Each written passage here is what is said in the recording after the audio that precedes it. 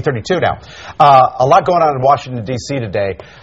This is one of the stories. 4,000 FAA employees are out of work, at least laid off for now. The country's debt problem doesn't look like it's any closer to a fix. Right, a big issue, of course. Joining us now to give us some perspective is Pennsylvania Congressman Pat Meehan. Good morning. Thanks for coming in. Great to be with you again. Thanks. Just to bring us up to date, what are you hearing at this hour, 8:30 on a Monday morning, when we have 8 days to go before August 2nd? That I think what's going to happen is there's going to be discussions between the House and the Senate, that it looks like there's going to be a two-part solution in which there will be a proposal on a short-term fix that would probably bring about $500 billion in relief on the long-term, on the short-term debt situation, so that we do away with any concern about defaulting on the debt, with the outline for a second part of the bargain that will be resolved within the next 6 months. But you'll put a time limit on that second part, like you say.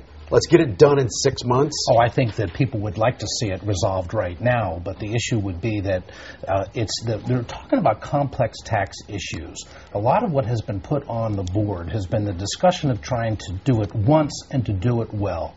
And I like that idea. Well, get it over with, so we can all have confidence to put money back into the economy. Well, that's the discussion that I think a lot of people have looked at. But the trade-off needs to be, you've got to make significant cuts in the long-term spending. Look, we're $14.2 trillion in debt. But is the system broken when it gets to the point where, we're so close that we could be defaulting on loans because lawmakers can't agree? I mean, when does it go from healthy debate to just being unacceptably inefficient? Well, these are complex issues.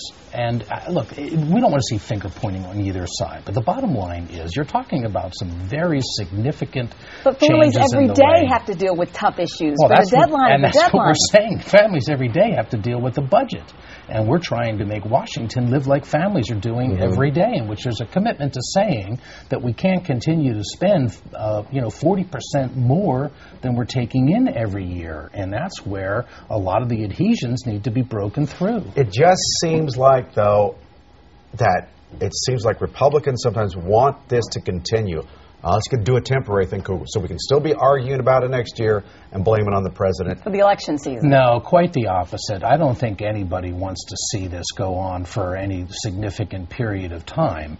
It's that you have to get real commitments in order to find the resolution. We've put things up on the table. I mean, this is the problem, has been, we twice now, for the second time, will put up a real plan with real details. I know, in February you did that. And this is the second time, so you open yourself to a lot of scrutiny. But there has yet to be a plan, there has yet to be any kind of a specific articulation of what will come out of the White House. It drives me crazy. The president says that he's going to look at entitlements finally. But why doesn't he just put a specific plan on the table? Tell us all. Come in front of the White House and just, what we want. This is what I want to do. We'll accept it. A lot of us will. That's been the tremendous frustration that we have had. And we have put something on the table and said, if you don't like this, then give us something with details so that we can compare the two. And what we get is sort of rhetoric and big principles, but that's the difference, is the devil's always in the details. You can talk in principles, but when it comes down to voting on a specific plan, you have to know what's before you. And we haven't gotten that yet. It's still ringing in the back of my mind. Senator Pat Meehan was here not too long ago, and I asked him how much of this is just pure politics. And he got up to about 20%. Other people argue it's a lot more than that. That's the part that I think is frustrating to so many of us. I understand that it's a tough issue, but if it's just down to politics, then you're playing with people's livelihoods and their money. It's not politics, and nobody is taking this lightly. None of this is politics? Politics is when people fight strongly for what they believe in. Well, my part is just worried about getting reelected. That part of it. No. I don't think that's the case at all. I mean, people firmly believe. I disagree with what somebody on the other side. I'm going to be sitting right now, and in another hour, I'm going to go sit with two members of the Democrat Party. We're fighting for something here locally related to jobs for the pharmaceutical industry. But I might disagree with Allison Schwartz on a particular approach to this. I think she firmly believes, in some particular sense, that with regard to the borrowing and the spending, I feel differently. To break through that is where I think the difficulty comes. And there has to be concessions on both sides to get to yes, and that's where we're working right now. So you think it's going to happen? Yeah, I think so. We are not going to. This country will not go into default.